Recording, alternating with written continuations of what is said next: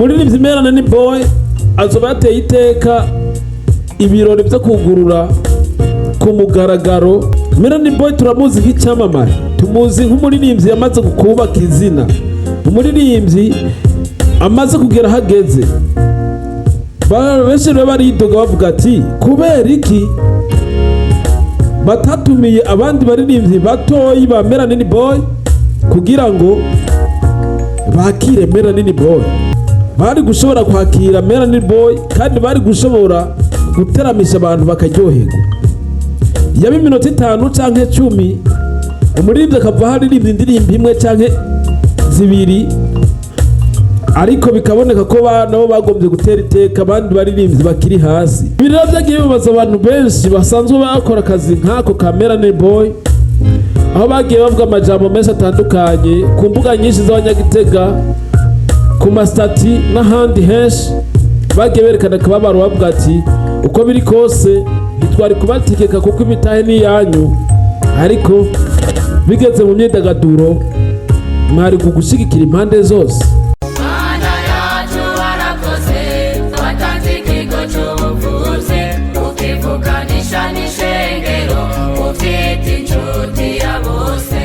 Simo, kombo nukokoye, uwafashe yampaye isukari ewe kumbi biriko biraba muri ca kigo cy'ubuvuzi kama inshuti ya bose ntavyo wamenye. Kimwe ca Igitega nukuri kuzima nkamenya namba erega uzoga ivyakenye. Ikigo inshuti ya bose basigaye bagira sona na massage bakoresheje za mashini karuhariwe ziriye zikura ubucafu mu mubiri bumwe butera ibivyimba n'izindi ndwara. Izo mashini zifise ubushobozi bwo gusukura mu mubiri bigatuma imitsi zibuka amaraso agatembera neza. Hewe cha kigo kigeze hiyo urakibuza, ariko yemwe nk'ibyo usanga bizimba. Bewa urakomeye. Inshuti ya bose gikorera mu ntara ya Gitega, komine Gitega, umusozi Rutegama, haruguru y'isoko y'inka. Bakure kuri 69 199 247 canke kuri 79 766 951. Kaze namwe mu gacemwo.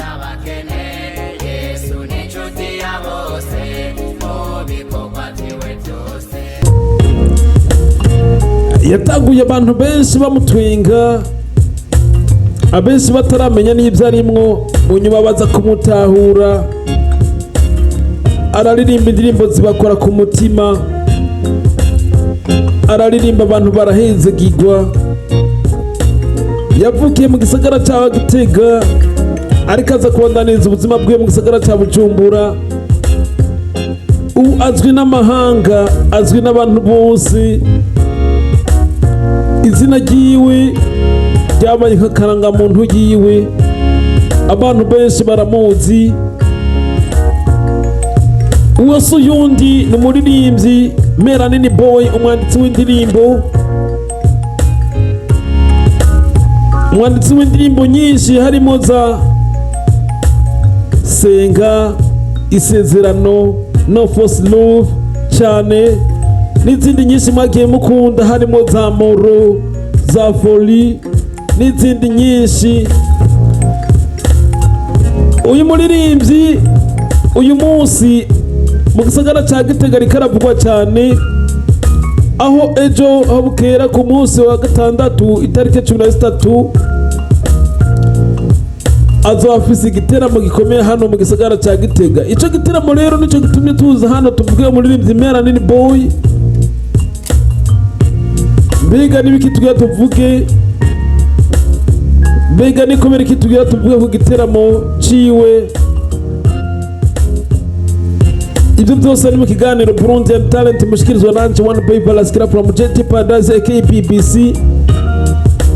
Iyi ni Miracle TV 257. Nizere ko wamaze gukora subscribe kugira ngo tubane twese tuzinanye, tubane twese dusenye ku mugozi umwe. Reka rero imbere yuko tuvuga ibijanye n'iki giteramo tubanza twumvirize intahe imwe mu kigo inshuti ya bose, hamwe basanzwe bavura indwara zigiye zitandukanye zikomakomeye bakabavura bagakira. Reka twumvirize intahe imwe hama tugaruke muri studio. nari ndwaye ibintu by'ikirungurira cyambabaza rwose mugabo ciye mu mashini ndumva kamite muri make ntakivukanye kuri cyo kimaze imyaka myinshi iyo funguye rwambabaza rwose kore nkababara ibindi babimvuye ko nari nigeze kuza ngaha byarahetse nari ndwaye ibintu nyine nababara mu nda nkababara no mu ngingo mugabo byarahetse harimo umwaka uheze nko mu nda numva ko atamaho office mu ngingo nkababara nkacika umugongo mugabo byashiye bihera ko mfashe no muti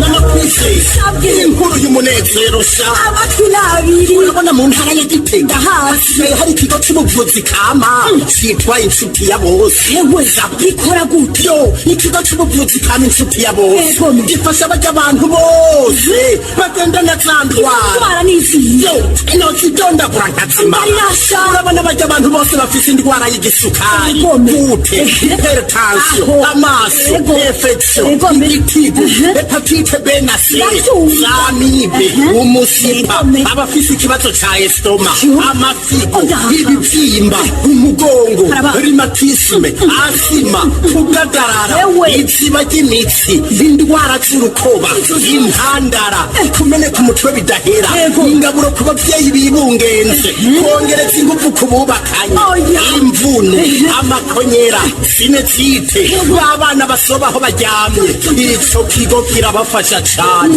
benshi kimaze gufasha baragishingira intare n'abarya abantu vyananiranye yuko baheba itabi baba bukozeko erega ca kigo kirakomeye aho kidakomeye uyobewe yuko n'abasokuru bivuze imiti kama gusa kandi hewe none ico kigo gikorera he ikigo c'ubuvuzi kama inshuti ya bose mugisanga mu gisagara ca Gitega haruguru y'isoko y'inka akura kuri 79 amajana 366 amajana 951 canke kuri 69 199 amajana 247 inshuti ya bose ni inshuti yawe.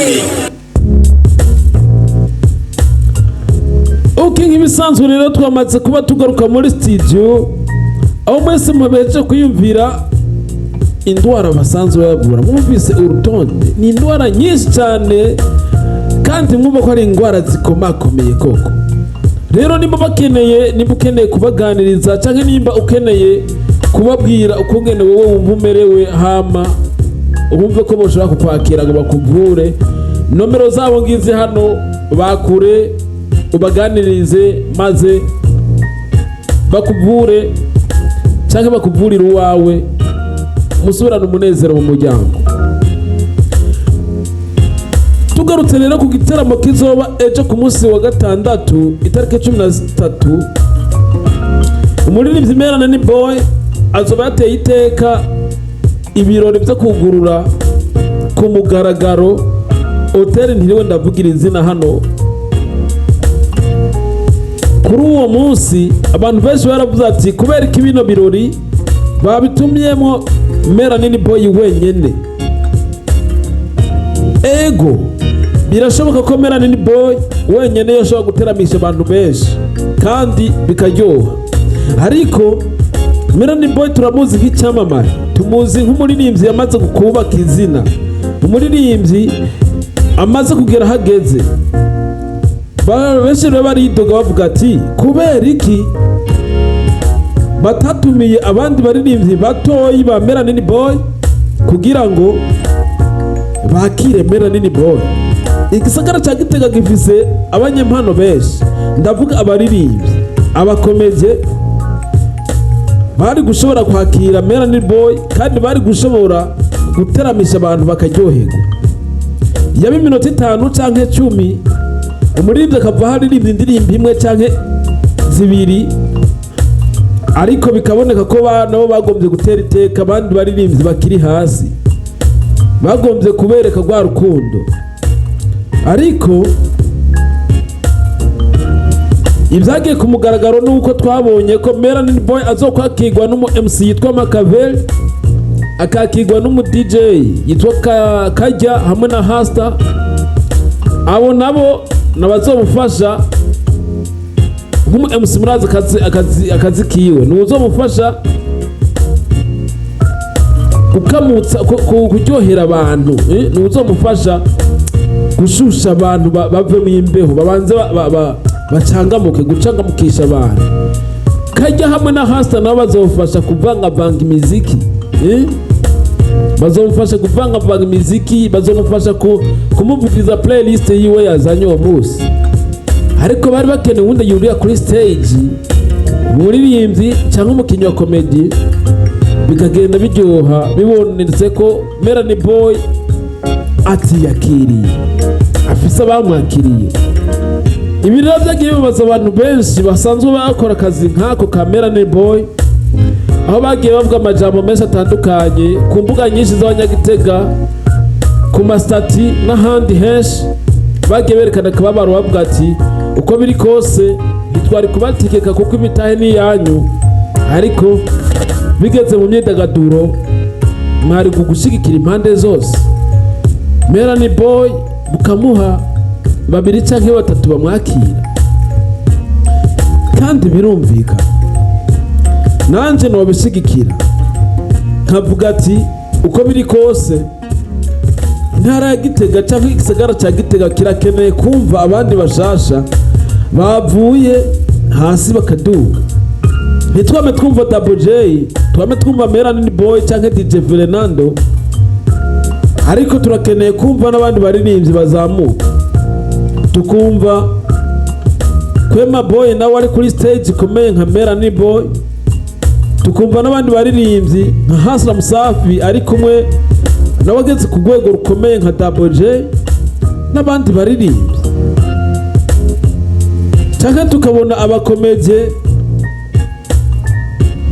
nabo bageze ku rundi rwego bariko barahangana na ba Mutima na ba Gasore, bariko barahangana n'abindi vyamamare muri komedi bavuye ngaha Igitega. Ariko nimwaguma mubona ko intebe yamako babandi mukaguma aribo muzana muterekana n'izindi ngabirano, birashobora kuzogora bizingamitse industry zyo ngaha Igitega cyane cyane. Cyiza rero nuko twafashanya tugakundana, bizotuma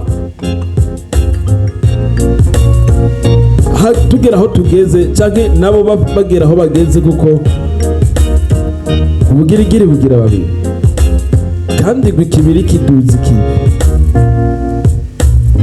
Rero uko biri kose notera kamo abateguye bino bintu canke abimeneje gutegura ibindi bisumba ibi canke bingana n'ibi canke biri musi y'ibi, uko biri kose niba bikeneye mu artist ntituyumvire gusa baba namaze kuduga cyane bamaze kugira kure cyane. Uko biri kose murakwiye kuzohora mushiramo nabo bato bato kugira ngo nabo biyumve bari kumwe n'abakuru babo, biyumve bari kuri stage imwe n'abakuru babo, biyumve bari ko bararirimbira public nini, kuko uko biri kose public yegeranijwe na Melanin Boy ntiyongana niyo kwegeranya Kwema Boy. Rero mu gihe uhaye amahirwe Kwema Boy aririmbira imbere ya public yegeranijwe na Melanin Boy, gutyo ubu mushize ku munzanda ashobora kwipima Kwema Boy ninde, ashobora kwipima Kwema Boy angana gute, ashobora kwipima Kwema Boy afise inguvu zingana gute mu rugendo rwiwe rw'umuziki. Rero kugira ngo ahabishike ko byose bitumwa namwe mushobora gutegura ibintu bikomeye nk'ibi, ibintu binini nk'ibi bizana aba superstar nka Melanin Boy. Uko biri kose rero akamuno gatumbereza ku bantu mutegura ibiteramo hano Igitega mu gisagara ca Gitega, ntimucinyize abana banyu nabo bazamure bagere kure, kugira ngo nabo biyumve mu ngabirano zabo ko biriko biragenda neza. Ariko uko biri kose kana kwibutse ko kino giteramo kizotangura igihe cy'isaha 8 z'umurango, kuko nakubwiye ni ouverture officielle, nibazo Kugurura ku mugaragaro hotel niriwe ndavugira hano. Ubikeneye wosimbira kuri page ya Melanin Boy ukaraba affiche. kuko simpaka ko tuvugira amahoteli hano bataturishe, simpaka ko tuvugira amahoteli hano turiko turayamamariza, ariko biri officiellement ugenda ku rubuga rwa Melanin Boy page ya Facebook ukavyirabira. Reka ndakubwira ndagukunda cyane, ni one boy Valaskra from JT Aduze KBBC. Iyi ni Miracle TV 257 tukorera mu gisagara ca Igitega. Nawe nimba ufise icyo uterera cyangwa icyo ubaza, nimero zacu zamaziri hano handitse gukwamamaza. Ushaka kwamamaza turakwakira, tukwamamariza ibyo ukora bigere kure, bishike mu bantu. Na karengo iyo ishaka inka uryama nkazo, kandi kudandaza burya no kwamamaza. Reka ndakubwire ati ndakunda cyane, Imana ikumpezagirire. Niwagire gukora subscribe kugira ngo uno mwaka uhere, dutangure umwaka wa 2026 tufise ibihumbi 15. Ndibaza ko uno munsi turiko turishima cyane, twakuje ibihumbi 14. Ni intambwe ikomeye cyane, n'urukundo rwinshi munyereka. Ndakunda cyane. Ciao ciao, hasta la vista.